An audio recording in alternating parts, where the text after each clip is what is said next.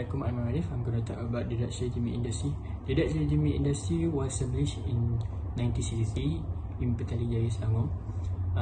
Today, the Dutch legitimate industry was a 600 strong company that produced a delicious meat.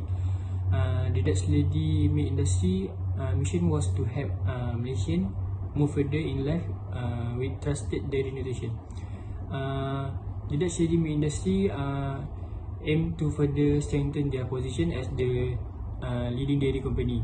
The Dutch legitimate industry Berhad aim to reach 1 billion people with dairy nutrition by year 2030.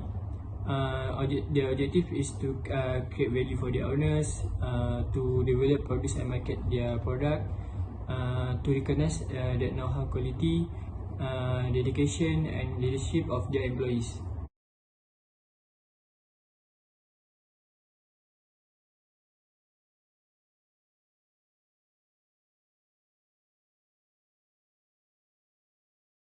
This table shows the percentage of COGS of Dutch ready milk industry Berhad is increasing from 2018 to 2020.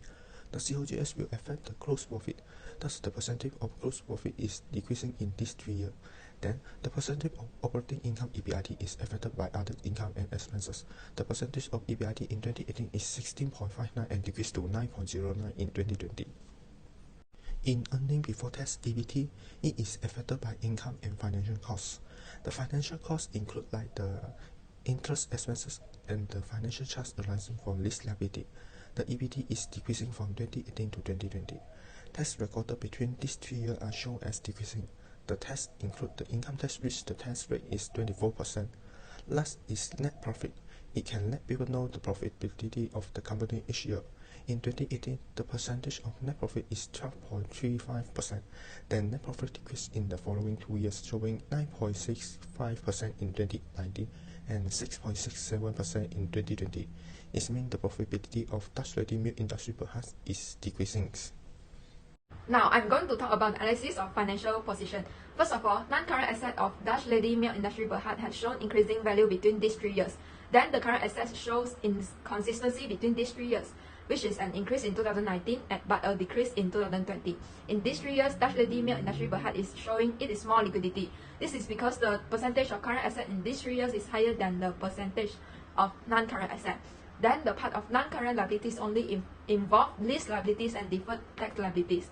There are no lease liability recorded in 2018, then it had increased in the following 2 years.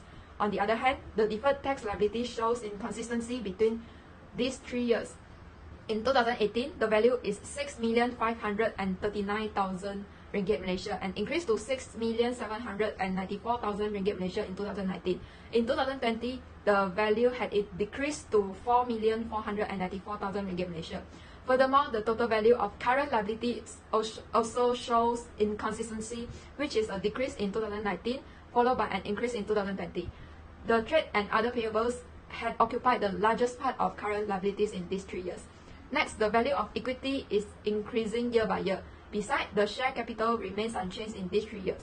In these 3 years, Dutch ready milk industry Berhad presented 2 negative signs of net working capital and 1 positive sign of net working capital. It means that the company is a low ability to pay obligation and is not a healthy company. Now I would like to present about ratio calculation.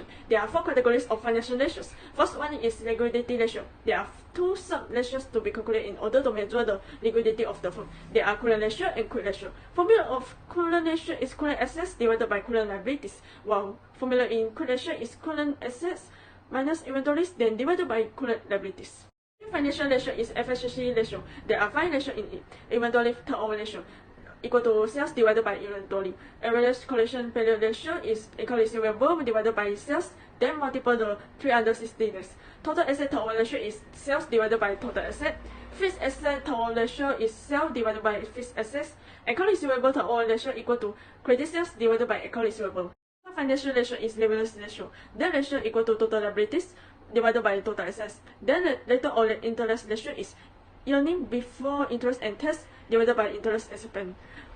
Debt equity ratio is total liabilities divided by shareholders' equity. Equity multiple ratio is total asset divided by shareholders' equity. Long-term debt to total capitalization ratio is long-term liabilities divided by long-term liabilities plus equity. First ratio is profitability ratio. Gross profit margin ratio is gross profit divided by sales. Operating profit margin ratio is net operating income divided by sales. Net profit margin ratio is net income divided by sales. Return on total asset ratio is net income divided by total asset. Return on owner equity ratio is net profit divided by shareholder equity. Next, I will talk about ratio interpretation, which is liquidity ratio, efficiency ratio, leverage ratio, and profitability ratio. First is liquidity ratio, which is we have current ratio and quick ratio. Both of current ratio and quick ratio are unsatisfactory, so we can conclude that this liquidity ratio is unsatisfactory. Efficiency ratio, there is three that is satisfactory, which is inventory turnover, average collection period, and account receivable. Meanwhile, other two is unsatisfactory, which is total assets turnover and fixed assets turnover. So we can conclude that all of it was satisfactory. Next is leverage ratio. The debt ratio is satisfactory, meanwhile return on interest ratio is unsatisfactory. Both debt equity ratio and equity multiplier ratio is satisfactory, and the last one is long-term debt, which is unsatisfactory. Okay, now is profitability ratio. There is the profitability ratio, all of it are unsatisfactory, which is gross profit margin ratio is unsatisfactory. Operating profit margin ratio is also unsatisfactory. Next, net profit margin ratio unsatisfactory. Return on total assets ratio also the unsatisfactory, and the last one is return on owner's equity ratio, also the unsatisfactory. So overall, we can conclude it as unsatisfactory. The Dutch ready milk industry can do some research on new opportunities and expand the business in the market to increase its profit. The company also has to make a plan about inventory or try to reduce cost of goods sold and increase the sales. Dutch ready milk industry is suggested to control the cost of goods sold and operating expenses. Dutch ready milk industry also can rid of useless asset by positioning them that the cash balance would increase and do not have to account for depreciation. We suggest that the company has to figure out the asset life cycle so that it can make the purchases more wisely in long run. Dutch ready milk industry can invest in technology and automate the order, billing, and inventory system to improve efficiency in sales. In conclusion, Dutch ready milk industry Berhad shows a better performance in profitability ratio, liquidity ratio, and debt management ratio. However, Dutch ready milk industry Berhad may need to improve in utilizing its asset and resources so that it will not pay more for storing inventory in good condition.